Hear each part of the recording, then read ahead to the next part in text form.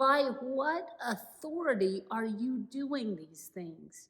And who gave you this authority? That's the question that is asked of Jesus today. And to be honest, I have a list of people to whom I would like to address those very questions. How about you? It seems to me that underlying much of our anxiety in our country right now is this central question: who has authority? Who has the authority to say that an election is fair? Who has the authority to tell me to wear a mask or get vaccinated? Of course, it's important to understand that questions of authority inevitably lead to motives. Why do police pull over Black drivers more frequently than white ones? Why are men paid higher wages than women for similar work? Why is no one working on a comprehensive immigration policy? Suspicions about authority are not new, but they may actually be worse right now than they have been in the last 50 years. Because according to the Gallup poll, institutional authority has been on the decline. In 1973, 65% of Americans had either a great deal or quite a lot of faith in organized religion. Today, that number is 32%. In 1973, 45% of Americans had confidence in the Supreme Court. Today, that number is 27%. Congress had 42% confidence in 1973. Today, only 8% of Americans have confidence in Congress. Across the board, confidence in American institutions is at an all-time low. Without people in authority who we trust and believe are accountable to us and our communities, and without institutions that we trust and believe to be accountable, it's hard to have faith that our best interests are being looked after. And when that trust is eroded, every problem becomes a crisis. Every conversation becomes an argument. Every new idea is seen as an existential threat. We are not the first generation or the first culture to face such a moment. People have been losing faith in authority as long as there have been people and authority. In the first reading we heard today, we're reminded that Moses, the great prophet and leader of Hebrew scriptures, was constantly having his motives questioned and his authority undermined. Remember, Moses has just delivered the Hebrew people out of slavery. He's leading them to the promised land. These are God's chosen people. And in chapter 17, they are thirsty and crossing the desert and ask Moses, "Why did you bring us out of Egypt? To kill us and our children and livestock?"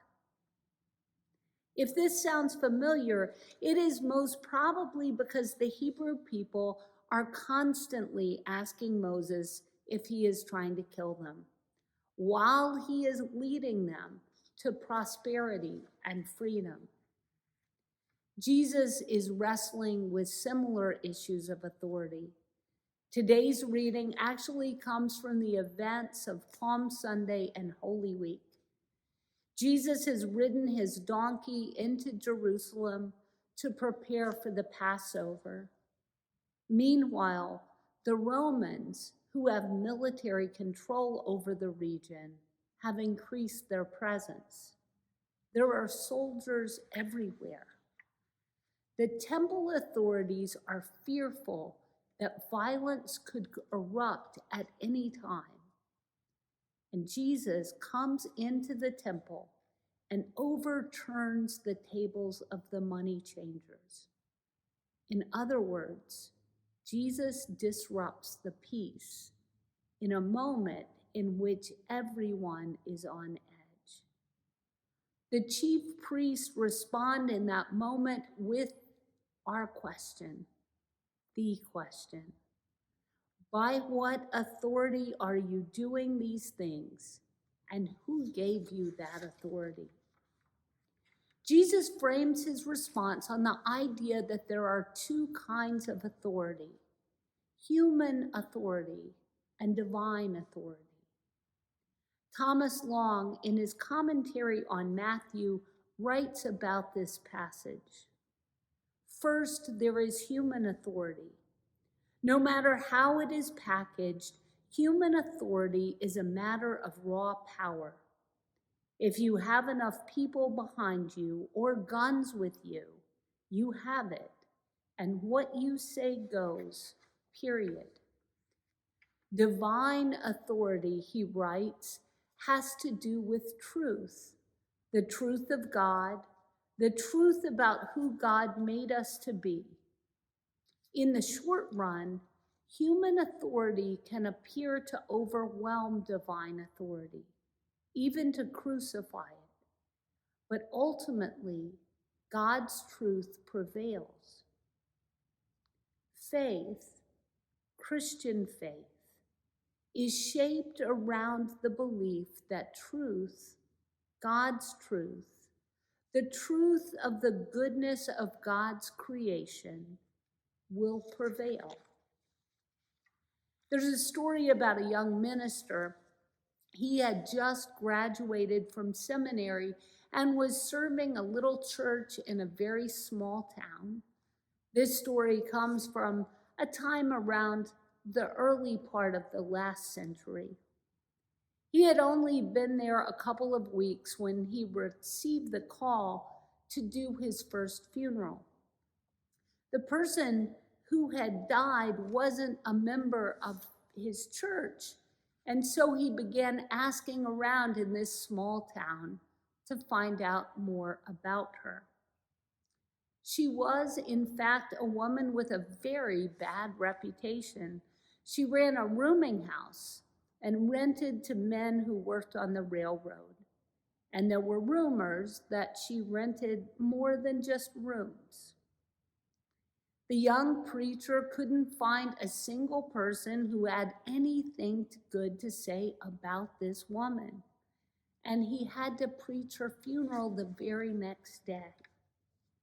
So we went into the little grocery store in the little town, and he began to talk to the owner about how worried he was about his first funeral and how he had seemed to have the first person he had ever known in that little town that nobody had anything good to say about.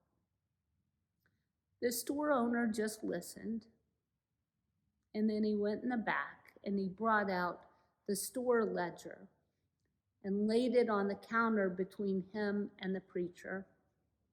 He opened the ledger up at random and covered the names of the people with his left hand, and he pointed to the grocery bills written in red, groceries that people had bought on credit, and then the column that said that the bill had been paid.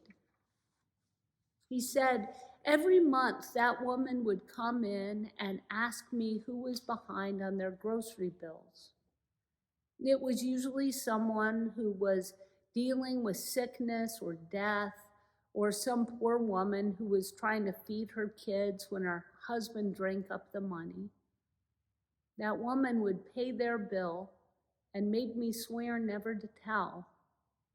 But I figure now that she's gone, people ought to know, especially since the ones who are talking bad about her are the very ones she helped. Human authority is powerful. It affects us. It has the power to make our lives more or less comfortable. Congress can shut down the government. The Supreme Court can give or take away legal rights. The church can reflect God's love and mercy, or it can use its power to judge, to shame, to enrich itself. Human authority is neutral, but corruptible. As people of faith, we believe that goodness, that acts of kindness and generosity, of mercy and compassion, are signs of divine authority.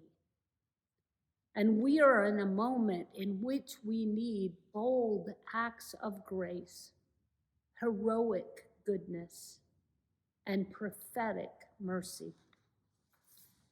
Anxiety and fear whisper to us that we are alone and must look out for ourselves, put our own interest first.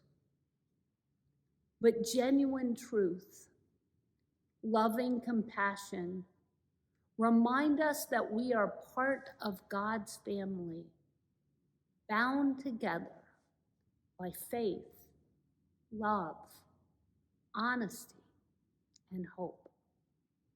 Amen.